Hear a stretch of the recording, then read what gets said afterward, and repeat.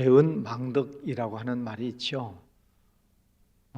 내가 상대방에게 어떤 사랑을 베풀어주고 또 은혜를 베풀어주고 최선을 다해서 그 사람을 대접을 했는데 나중에 그 사람이 나에게 대하는 것을 보면 배신을 하는 그런 경우들을 우리가 배은망덕하다 그렇게 얘기를 합니다. 오늘 본문 말씀에 보면 이 다윗이라고 하는 인물이 나발이라고 하는 사람의 재산을 보호해 주는 때가 있습니다. 언제냐면 이 블레셋이라고 하는 족속이 쳐들어와서 많은 사람들의 재산을 뺏고 또 짓밟고 이제 그러고 있는 상황 속에서 다윗이 블레셋을 물리치고 이 나발의 재산을 지켜주게 되지요. 그리고 얼마나 감사하겠어요. 어쩌면 죽을지도 모르는 그런 상황인데 생명과 재산을 지켜주었으니까 고맙게 생각을 해야 되겠죠. 자, 그런데 어떤 상황 속에서 이 다윗이 이제 아무래도 도망 다니는 그런 상황들이기 때문에 힘들고 어려운 일들이 있었습니다. 그래서 이 다윗이 가서 나발에게 좀 먹을 것을 좀 달라, 도와달라 이렇게 부탁을 하는데 오늘 말씀 10절에 보면은 나발이 그러죠. 나발이 다윗의 사원들에게 대답하여 이르되 다윗은 누구며 이새의 아들은 누구냐? 요즘에 각기 주인에게서 억지로 떠나는 종이 많도다. 그러면서 다윗이 누구냐? 나는 모르는 사람이다. 이렇게 딱 잡아떼고 있는 것을 보게 됩니다. 그러니까 자기가 힘들고 어려울 때는 다윗에게 도움을 받았는데 이제 평화로워지고 또 모든 상황들이 이제 좋게 바꿔지게 되니까 다윗에 대한 고마움을 잊어버리는 것이지요. 그래서 다윗이 화가 났습니다. 이 배은망덕한 놈 지금 그러는 거죠. 그래서 13절에 보면은 다윗이 자기 사람들에게 이르되 너희는 각기 칼을 차라 하니 각기 칼을 차매 다윗도 자기 칼을 차고 400명가량은 데리고 올라가고 200명은 소유물 곁에 있게 하니라. 여러분, 다윗을 따라다니고 있는 사람들 400명이 몰려갔다. 지금 나발 한 사람을 잡기 위해서 400명이 몰려갔다라고 하는 것은 나발의 집을 아주 쑥밭을 만들겠다는 거죠. 어찌 보면 지금 이 다윗도 화가 굉장히 많이 나 있는 모습을 보게 됩니다. 물론 여기서 우리가 이제 나발이라고 하는 사람을 통해서 배워야 될 점이 있다면은 자기가 도움을 받고 사랑을 받았으면 당연히 거기에 대해서 보답을 하고 하나를 받았으면 둘을 주고 조금 받았으면 많이 줄 수 있는 그런 마음으로 상대방을 대했더라면 얼마나 좋았을까. 우리가 하나님의 은혜를 받고 살지 않습니까? 우리가 하나님의 은혜를 받고 또 하나님의 축복을 받고 살고 있는데 그 하나님의 은혜와 사랑을 잊어버리면 우리도 나발처럼 배은망덕한 사람이 될 수 있는 거죠. 요즘 제가 종종 사용하고 있는 말씀이 뒤를 돌아보아라 하는 것입니다. 뒤를 돌아보면 그 환경 속에서 하나님께서 내게 주시는 은혜와 축복이 얼마나 많은가를 보는 거죠. 그것을 찾아서 감사할 줄 아는 사람이 믿음 있는 사람입니다. 그런데 과거에 하나님의 은혜와 축복이 많았음에도 불구하고 그것이 하나님의 은혜인 줄을 깨닫지 못하고 그저 불평하고 원망하고 부정적이고 비판적인 그런 삶을 살다면 나발과 다를 바가 뭐가 있겠습니까? 그래서 이런 나발을 통해서 오늘 우리에게 주시는 교훈은 감사를 감사로 여겨야 되고 사랑을 받았으면 베풀 줄 알아야 되고 또 축복을 받았으면 나눠줄 줄 아는 그런 사람이 되어야 된다는 것입니다. 두 번째, 이 다윗의 모습을 보면서 그 나발을 향해서 칼을 차라 그리고 400명을 동원해서 그 집을 지금 쑥밭을 만들려고 일어서고 있는 모습을 보게 됩니다. 감정 절제를 못하고 있는 거죠. 물론 화가 난 것은 충분히 이해가 갑니다. 배은 망덕한 사람이지 않겠습니까? 배신을 당한 거죠. 그러니까 다윗도 사람이기 때문에 그런 상황 속에서 분명히 화가 나고 또 혈기가 나는 것이 사실이지만, 그러나 이 다윗은 지금 왕이 될 사람이잖아요. 그렇다고 보면 자기 자신의 감정을 잘 절제할 줄 알아야 되고, 어떤 극한 상황 속에서 분별을 잘 할 수 있는 그런 지혜가 필요한 것이죠. 우리는 누굽니까? 그저 단순히 교회 다니는 한 사람으로 끝나는 것이 아니라 우리는 왕 같은 하나님의 제사장이다. 거룩한 백성이다. 우리는 하나님의 자녀다. 이런 말씀들을 쓰고 있고 우리는 그렇게 믿고 있습니다. 네, 왕 같은 제사장입니다. 하나님의 자녀로 우리는 다 부름을 받았습니다. 그런데 우리도 살다 보면 화가 나는 일이 있고 혈기가 나는 일이 있고 또 혹은 욱하고 올라오는 때가 분명히 있지요. 이때에 하나님의 자녀라고 하면은 그 감정을 잘 절제할 수 있고 오래 참는 그런 믿음의 훈련이 필요하다는 것입니다. 오늘 이 다윗의 모습을 보면 이제 왕이 될 사람임에도 불구하고 어떤 기분 나쁘다고 배신을 당했다고 칼을 차고 가서 상대방을 응징하려고 하는 이런 모습들은 우리가 본받지 말아야 되겠습니다. 여러분, 우리가 참 다스리기 힘든 것이 이 화가 나는 감정이죠. 어느 순간에는 욱하고 혈기를 내는 때도 있습니다. 그래서 우리는 무엇보다도 지킬 만한 것은 자기 마음을 잘 지켜라. 생명의 근원이 이어서 남이니라. 분을 일으키지 말고 해가 지기 전에 분을 풀어라. 모든 사람들과 더불어서 화평해라 하는 이런 모든 말씀들을 우리에게 주시는 것은 이런 혈기가 나는 상황들을 잘 절제해라 하는 그런 말씀이죠. 어쩌면 모르겠습니다. 오늘 하루를 생활할 때 또 화가 나는 일이 있을 수도 있습니다. 살다 보면 이런저런 일들이 생기니까. 그런데 그런 상황 속에서 잘 절제하는 것, 나는 하나님의 자녀다. 나는 왕이 될 사람이다. 나는 왕 같은 제사장이다 하는 이 의식을 늘 하고 있어야 절제할 수 있고 오래 참을 수 있게 되는 것이죠. 자, 이 다윗이 그 혈기를 참지 못해서 지금 나발을 치러 가려고 하고 있는데 나발의 부인 아비가일이 아주 지혜롭게 행하고 있죠. 다윗이 쳐들어오려고 한다는 그 소식을 듣고 이 아비가일이 음식을 만들어서 그 다윗 편에 보냅니다. 그리고 제발 좀 참아 주십시오. 내 남편이 어리석어서 저런 어리석은 행동을 하고 있는데 제가 드리는 이 음식을 드시고 제발 노를 참아 주십시오 라고 부탁을 하고 있습니다. 이 아비가일의 참 지혜로운 모습을 보게 됩니다.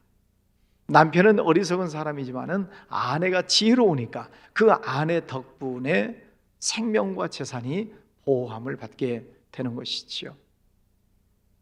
오늘 함께 예배드리는 우리 성도님들, 때로 남편이 좀 어리숙해 보이고 좀 모자라 보인다 할지라도 아내가 지혜로우면 그 집안이 살아나게 되는 것입니다.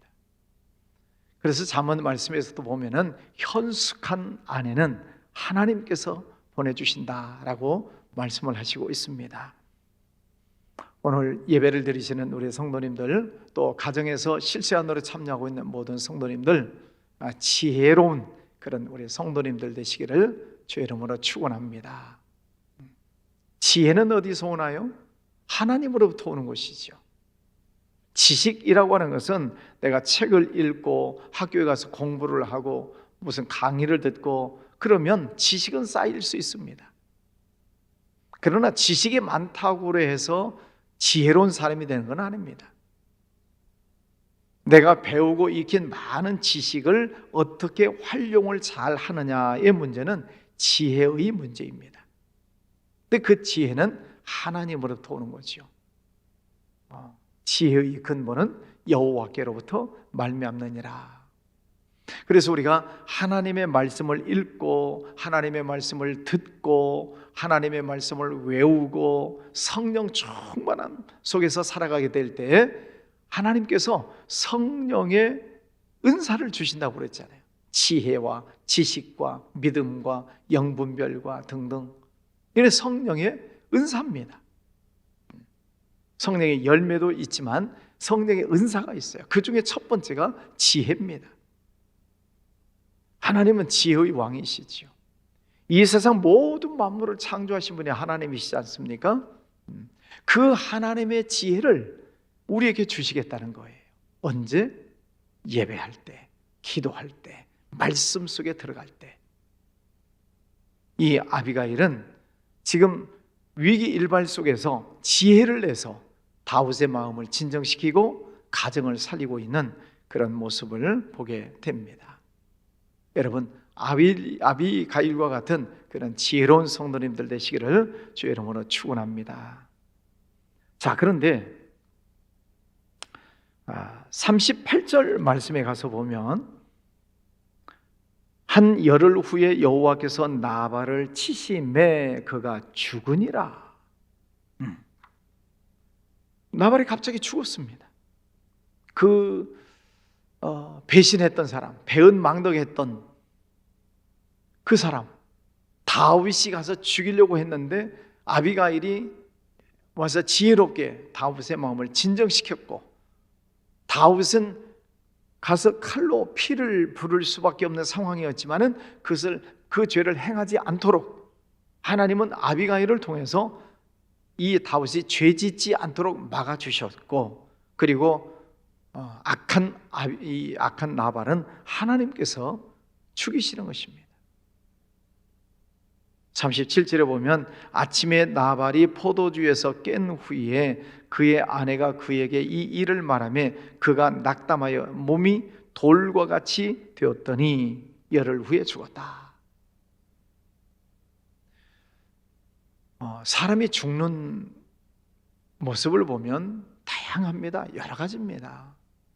물론 질병이 걸려서 많은 날 동안 고생하다가 돌아가시는 분도 계시고, 또 느닷없는 사고가 나서 또 세상을 떠나시는 분들도 있고, 죽음의 현상이라고 하는 것은 아주 다양합니다. 그런데 오늘 이 나발의 모습을 보면은 급사한 거죠. 아침에 나발이 포도주에서 깬 후에 그의 아내가 그에게 이 일을 말하며 그가 낙담하여 몸이 돌과 같이 되었다. 몸이 굳어버렸다는 것입니다. 오늘 말씀에 몸이 돌과 같이 되었더니, 이 말씀은 몸이 딱딱하게 굳었다는 거예요. 다시 말하면 피가 이게 혈액순환이 되어야 우리가 건강하게 살 수 있지 않습니까? 근데 혈액순환이 멈춰버리면 죽는 거죠.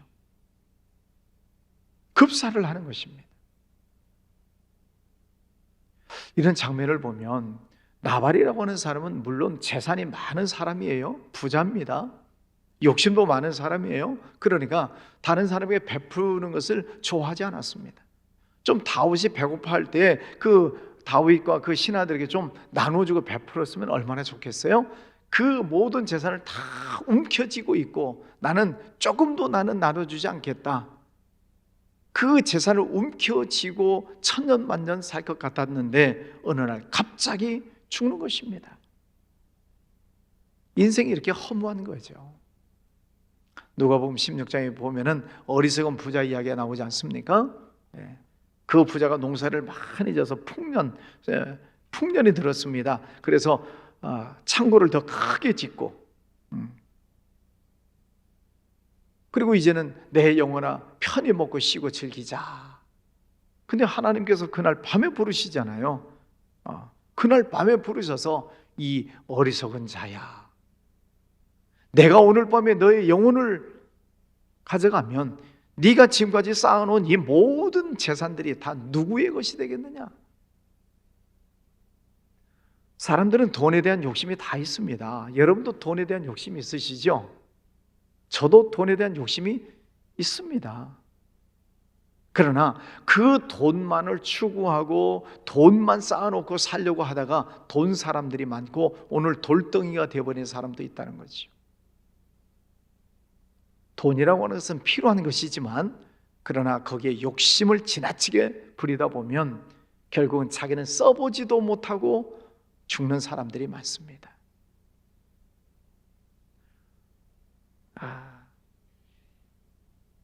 우리가 살다 보면 이런 지나친 욕심 때문에 죽는 사람들이 많아요. 오늘 이 하나님께서 나발을 치셨다 그랬습니다. 하나님께서 나발을 치시니 그가 죽으니라. 돈이 많으면 병원 가면 살 것 같고 약 먹으면 살 것 같고 그 돈으로 모든 것이 다 해결될 것이라고 생각하지만은 병원 갈 시간도 없는 것입니다. 하나님께서 치시니 그 자리에서 죽는 거예요. 하나님께서 우리에게 주신 은혜가 있습니다. 축복이 있습니다. 경제적인 여유로움이 있습니다. 여러분, 하나님께서 여러분에게 이것을 통해서 베풀도록 감동을 주시는 때가 있어요. 그때에 기쁨으로 헌신을 하세요. 기쁨으로 그 예물을 하나님께 드리세요. 하나님께서 얼마나 기뻐하시겠습니까?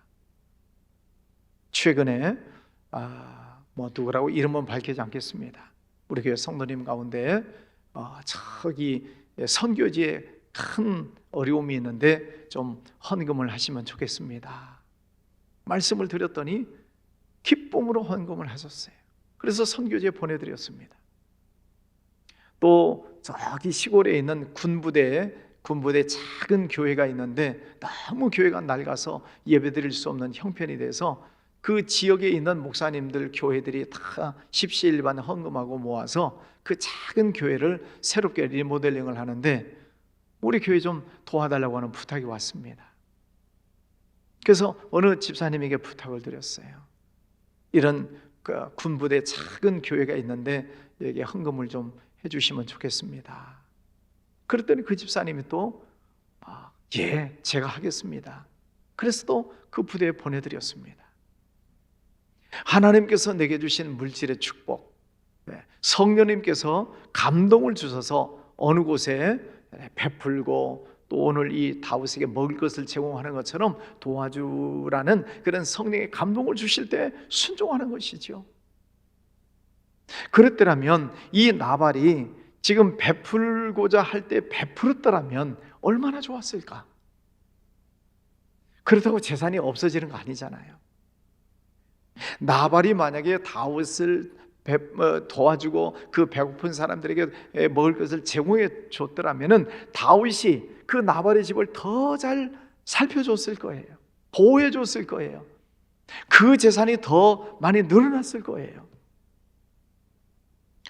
그런데 나발은 지나치게 인간적인 욕심을 부리다가 그것 써보지도 못하고 몸이 돌덩이처럼 딱딱하게 굳어서 죽어버리는 그런 안타까운 장면을 보게 됩니다. 오늘 말씀을 통해서 하나님께서 우리에게 주시는 교훈이 무엇입니까? 하나님께서 내게 주시는 은혜와 축복을 성령이 감동 주실 때 나누면서 살자. 지혜로운 사람이 돼야 된다. 혈기를 잘 절제하자. 이런 등등의 교훈의 말씀 아니겠습니까? 여러분, 오늘 하루 생활하실 때에도 오늘 나에게 주시는 이 감동, 또 내게 주시는 성령의 음성을 잘 붙잡으시고 오늘 하루도 승리하시기를 주의 이름으로 축원합니다. 기도하겠습니다. 거룩하신 아버지 하나님, 감사합니다. 오늘도 귀한 아침을 날아가여 주셨습니다. 또 새로운 하루를 시작합니다. 오늘 이 나발이라고 하는 사람, 배은망덕한 사람을 보았습니다. 또 다윗도 훌륭한 사람이지만 그러나 순간에 감정을 절제하지 못해서 큰 죄를 지을 뻔했던 안타까운 장면도 보았습니다. 또 아비가일의 모습을 보면서 지혜롭게 행함으로 생명과 재산을 지킬 수 있는 지혜로운 여인의 모습도 보았습니다. 아버지 하나님, 오늘 말씀을 통해서 하나님께서 우리에게 주신 은혜와 축복을 잘 관리하고 간직하고, 또 하나님께서 감동을 주셨을 때 아멘 하고 순종하고 헌신하고 베풀고 나눠줄 수 있는 아름다운 삶을 살게 하여 주시옵소서. 주라 그리하면 더욱 누르고 흔들어서 너에게 안겨주리라 말씀하셨습니다. 하나님께서 우리에게 주신 이 축복을 또 하나님의 인도하심을 따라 잘 나눠주고 베풀며 살아가는 우리들의 삶이 되게 하여 주시옵소서. 우리 성도님들의 가정과 자녀들, 직장, 사업장, 육신의 건강 모든 부분 축복하여 주시며 우리 교회 모든 성도들 깨어 일어나 주님 앞에 영광 올려드리게 하여 주시옵소서. 우리나라를 지켜주시고 대통령에게 지혜를 주시고 이 나라를 잘 다스려 나갈 수 있도록 분별력과 지혜로움을 허락하여 주시기를 원합니다.